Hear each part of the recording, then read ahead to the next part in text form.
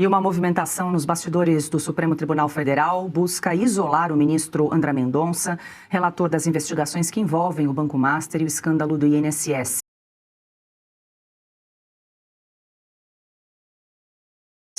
Os ministros Gilmar Mendes e Flávio Dino estariam pressionando pessoas influentes e instituições próximas a Mendonça para que se afastem do ministro. Num dos casos, Dino teria advertido um empresário do setor de saúde de que poderia atuar contra ele e também contra o setor. Durante a conversa, o ministro teria citado como exemplo o alcance das decisões dele no processo sobre emendas parlamentares. Já Gilmar Mendes teria pressionado um empresário do setor de comunicação a interromper o contato com Mendonça e a deixar de promover a aproximação do ministro com representantes de diferentes áreas. Procurados, os ministros Gilmar Mendes e Flávio Dino não se manifestaram sobre o assunto.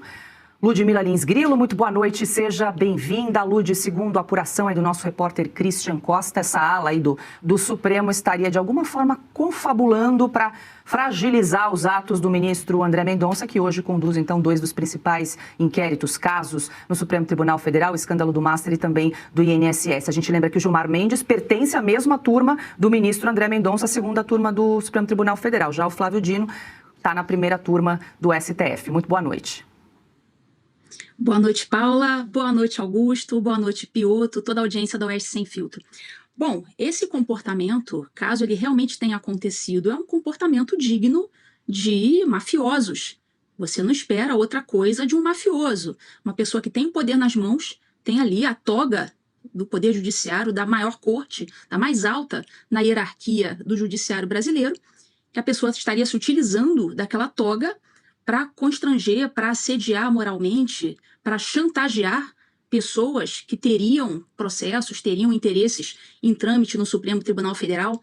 Eu só consigo visualizar o poderoso chefão, né, ameaçando as pessoas ali, sempre com uma aparência de simpatia, meu amigo, dá tapinha nas costas, e naquela de dar tapinha nas costas, ali dos convescotes, acaba passando a informaçãozinha, olha, você está sabendo disso, né? Poxa, se afasta de fulano, se afasta de cicrano, é melhor para você. Sempre eu consigo visualizar essa cena, assim, mas com muita tranquilidade. Dificilmente essas pessoas chegam e ameaçam na cara dura. De, olha, você faça isso, senão eu vou fazer isso com você. Não, é sempre ali na base do risinho, do tapinha nas costas, da ligaçãozinha marota. Eles são assim. Eles sempre falam alguns tons abaixo do que o normal, para ficar parecendo que eles são muito democráticos, que eles são muito harmoniosos, que eles não têm problema com ninguém. Mas no fundo, quando chega essa conversinha, na verdade se trata de um recado. E recentemente a gente teve também a notícia de que houve um jantarzinho na casa do Alexandre de Moraes, entre o Moraes, o Lula e o Alcolumbre.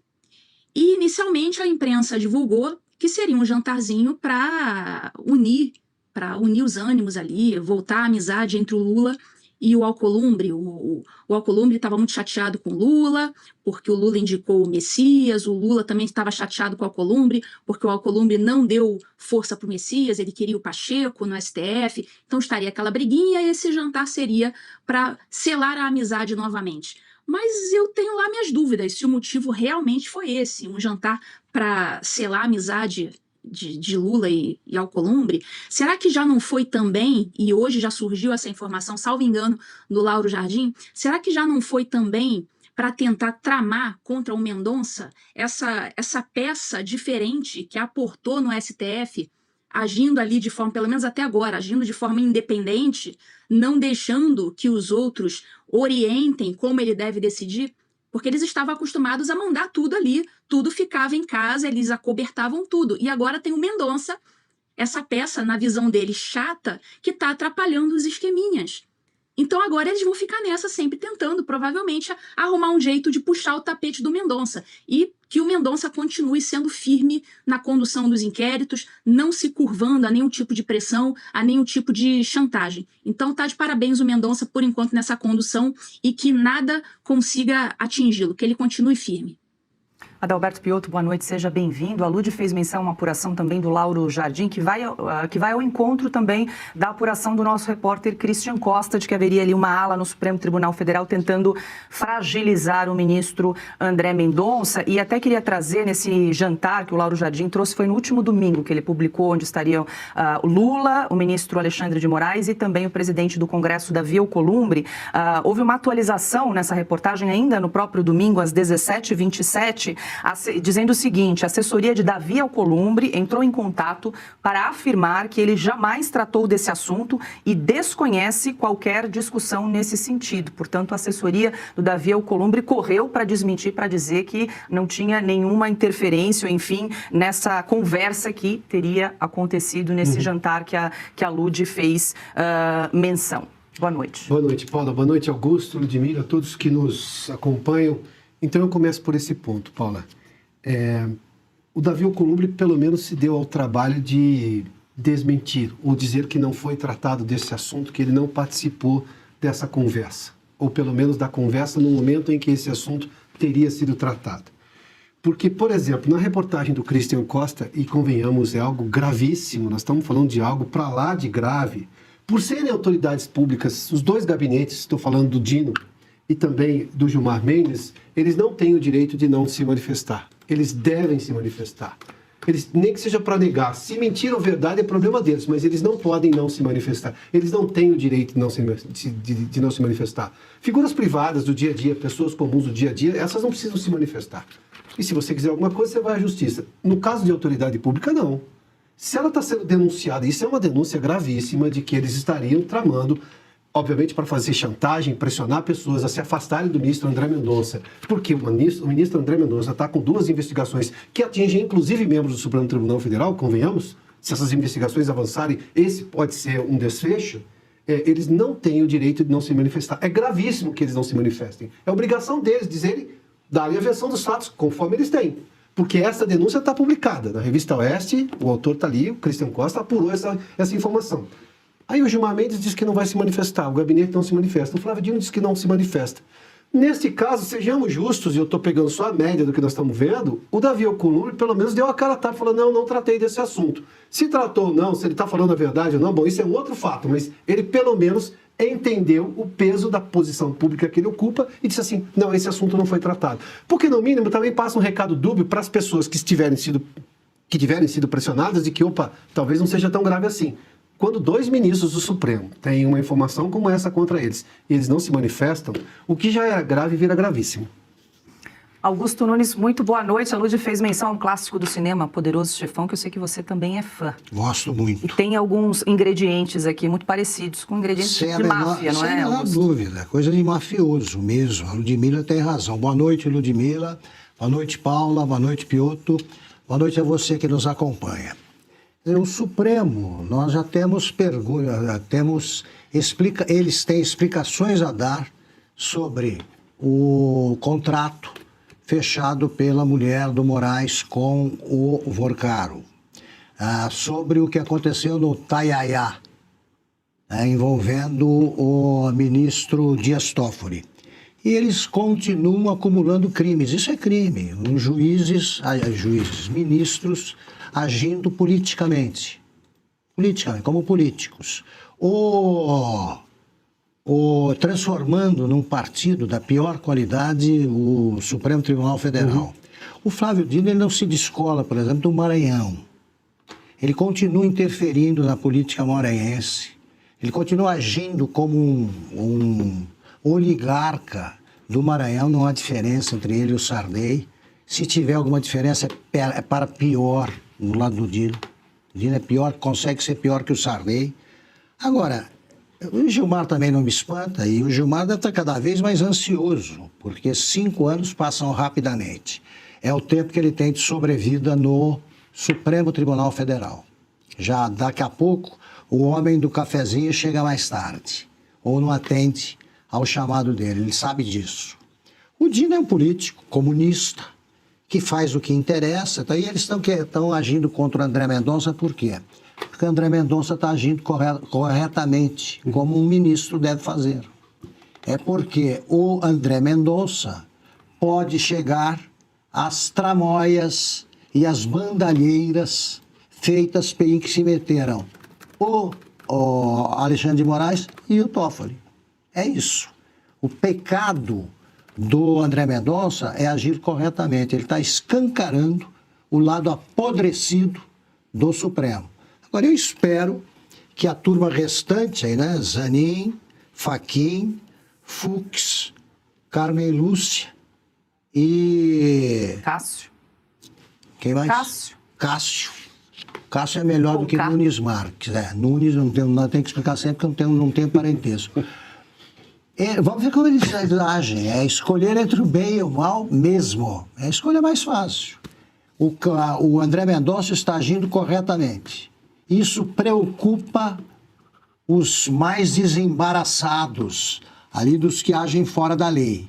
Vamos ver qual é a escolha. Mas o comportamento do André Mendonça é uma benção, né? Está mostrando como pode ser um Supremo menos indecente do que o Supremo tem sido há 6 anos, nos últimos 6 anos. Deixa eu aproveitar para a gente seguir nesse assunto, porque tem um superchat bem bacana aqui do Sérgio Luiz Campos, perguntando, dizendo o seguinte: diante dessas ações criminosas desses sujeitos, não seria melhor ou mais prudente o ministro Mendonça abrir o sigilo desses roubos ao público? Afinal, é um tema de interesse público. Eu vou jogar para a Lud, né, entender um pouquinho mais sobre a conduta do ministro André Mendonça. A gente tem falado sempre que ele tem muita cautela, muito cuidado aí com todos esses processos, Lud, mas o que ele poderia fazer para realmente se cercar ainda mais para evitar possíveis nulidades, enfim, que esses processos não acabem em pizza?